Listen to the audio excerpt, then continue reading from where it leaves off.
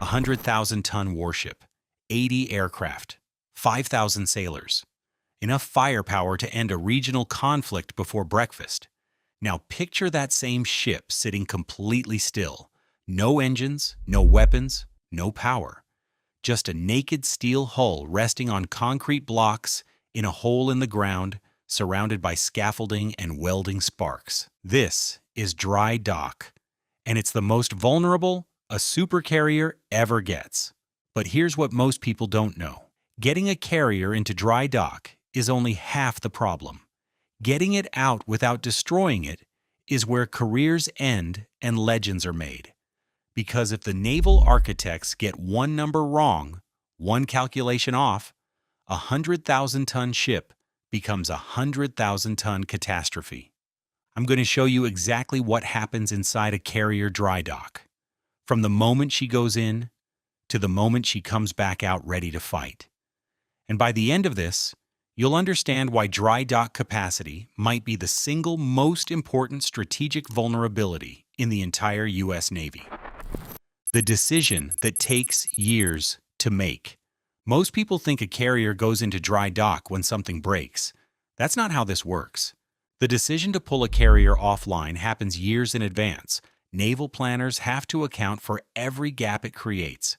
Which strike groups get reshuffled, which deployments get canceled, which allies start making nervous phone calls. The biggest version of this is called a refueling and complex overhaul, RCOH.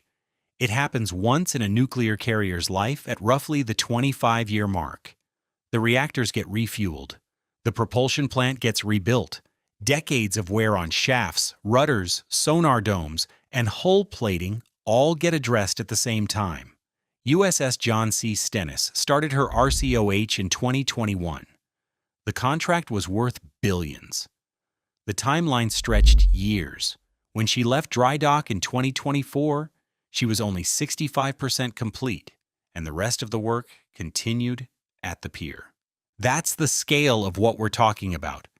This isn't an oil change. This is open-heart surgery on the most complex machine the United States government has ever built. But before any of that work can start, the ship has to actually get into the dock. And that process alone will make you nervous.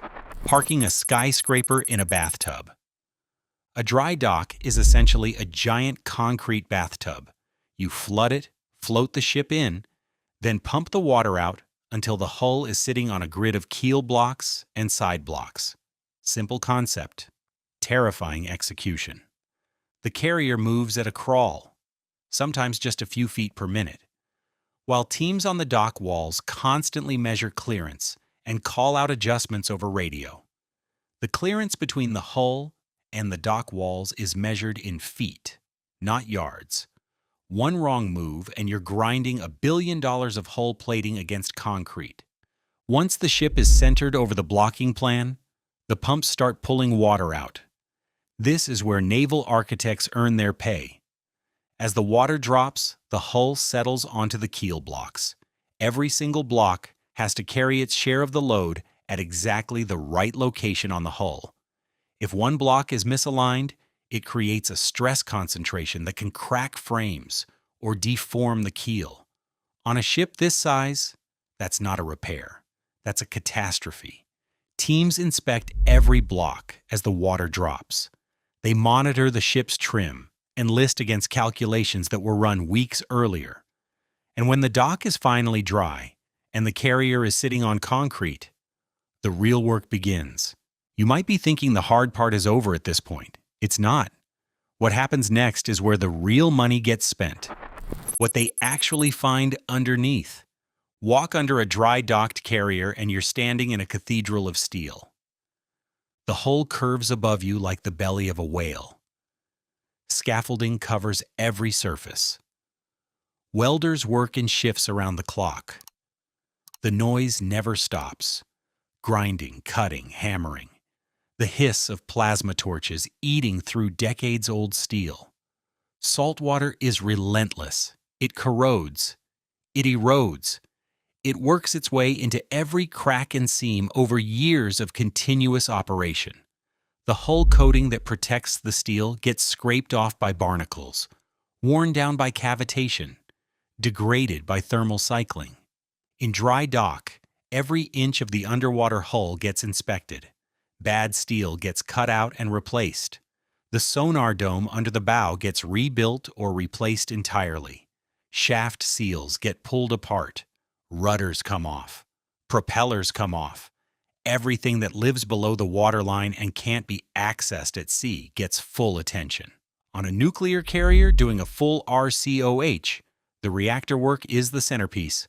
Spent fuel gets removed. New fuel assemblies go in. The entire propulsion plant, steam generators, turbines, reduction gears, shafting, gets rebuilt to a standard that will carry the ship through another 25 years of service. This is also when the Navy modernizes. Radar systems from 1990 get ripped out and replaced. Combat systems get upgraded. Communication suites get rebuilt. The island structure might get modified entirely. The ship that goes into dry dock and the ship that comes out are not the same ship. But here's the part nobody talks about. And it's the part that could sink the whole operation before it even starts. The number that can't be wrong. Every single modification made during the overhaul changes the ship's weight and center of gravity. Add a new radar system high on the island. You've shifted the vertical center of gravity upward. Remove old equipment from the machinery spaces. You've changed the longitudinal balance. Do both at the same time across hundreds of separate work items over 2 years, and the math gets complicated fast. Naval architects track every change in a weight ledger. Every piece of equipment removed gets logged. Every new system installed gets logged. And when the overhaul is complete, they run the numbers to confirm the ship will float correctly when the dock floods. The key number is GM metacentric height. It measures how strongly the ship wants to return to upright when it rolls. Get GM wrong, and the ship becomes dangerously unstable. Get it catastrophically wrong, and the ship could capsize as it lifts off the blocks. On a carrier, these calculations get run and rerun by multiple independent teams. The flooding plan specifies exactly how fast water enters the dock, what the ship's attitude should be at every water level, and what to do if the real numbers don't match the predicted ones. Because if something goes wrong during refloating, you can't just stop. You have to manage it in real time. With a 100,000-ton ship that's half on blocks and half floating, in a concrete box with feet of clearance on either side. Which brings us to the moment everyone in the shipyard has been building toward for years. The moment of truth. The day the dock floods is the day every calculation either proves out or falls apart. Sea valves open. Water pours into the dock through culverts in the walls at a controlled rate. Teams watch draft marks on the hull. They watch the dock water level. They watch the ship's trim and list in real time. As water rises around the hull, buoyancy starts sharing the load with the blocks. The ship gets lighter on the keel. The blocks begin to unload. And at some point, the moment naval architects call liftoff, the carrier's buoyancy equals its weight and it floats free. This is the most critical moment of the entire evolution. If trim is off, the bow or stern lifts first, and the hull pivots on the remaining blocks, creating stress that can damage the keel. If there's unexpected list, the ship leans toward one side and the clearance to the dock wall disappears fast. The flooding slows as liftoff approaches. The dockmaster is on radio with every station simultaneously.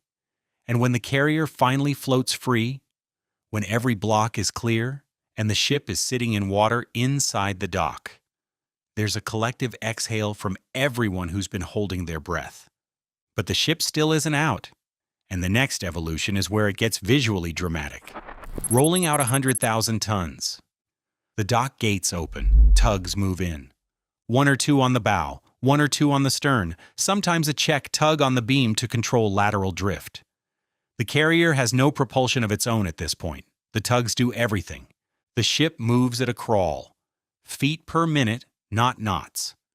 The dockmaster and harbor pilots coordinate every movement over radio, calling out clearances to the dock walls, the sill, the gate structure. Any yaw, any rotation of the bow left or right, gets corrected immediately. The stern clears the dock first, then the beam, then the bow, and when the carrier finally floats free in the basin, the tugs push her slowly toward the outfitting pier. From the outside, it looks like a slow parade. From the inside, it's one of the most technically demanding ship handling evolutions in naval operations. And here's what surprises most people. The ship still isn't close to ready. Years of work still ahead. When Stennis left dry dock at 65% complete, years of pierside work remained. Systems that couldn't be tested in dry dock now get powered up for the first time. Electrical distribution gets energized in phases. Combat systems come online. Radars spin up. Catapults get tested. Arresting gear gets exercised. Aviation fuel systems get proven. The list runs to thousands of line items. The crew comes back in waves. Sailors returning to a ship that's been fundamentally changed. New systems, new layouts, new procedures. They have to relearn a vessel they thought they knew. And then comes the moment the propulsion plant proves itself. USS John F. Kennedy did her propulsion turn tests on the James River. Tugs moved her off the pier into open water. The reactors drove the shafts under power for the first time since the overhaul began. Engineers watched bearing temperatures, vibration signatures, shaft alignment, lube oil quality. Any anomaly gets investigated before the ship goes anywhere near open ocean. These tests are the bridge between floating and fighting. Sea trials, the final exam. The carrier goes to sea, and now everything gets pushed to its limits. Propulsion runs through its full range. Crashbacks, full ahead to full reverse, stress the propulsion plant to its maximum. High-speed turns test steering and stability. Catapults launch test loads. Arresting gear catches them. Combat systems run simulated engagements. The Navy's Board of Inspection and Survey evaluates everything. They document discrepancies. They verify performance against specifications.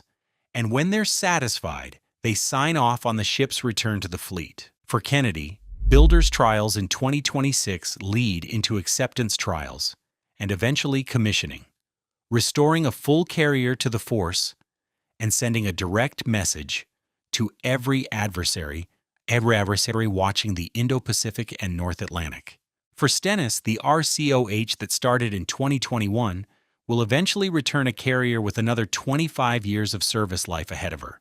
Same hull, same name, completely different ship. Why adversaries are watching every single day. Dry dock capacity is one of the most constrained resources in the entire U.S. Navy. Only a handful of facilities in the country can handle a Nimitz or Ford-class carrier. When one of those docks is occupied, it's occupied for years. Adversaries know this. They track carrier movements. They know exactly when a ship goes into overhaul and when it comes out. They plan around the gaps. They brief their commanders on which carriers are offline and for how long. Every day a carrier spends in dry dock is a day it's not available for deployment. Every gap in the rotation is an opportunity for someone watching to make a move. That's why this process matters beyond the engineering. Every successful overhaul returns a $13 billion national asset to the fleet. Every carrier that comes out better than it went in is a direct investment in American naval power for the next 25 years. The dry dock isn't glamorous, no flight operations, no deployments, no port calls, just years of grinding work in a concrete hole, rebuilding the most complex machine ever put to sea. But when those dock gates open and the tugs start moving, and that carrier floats free for the first time in years, you're watching something that most people never get to see. The most powerful warship in the world just came back to life.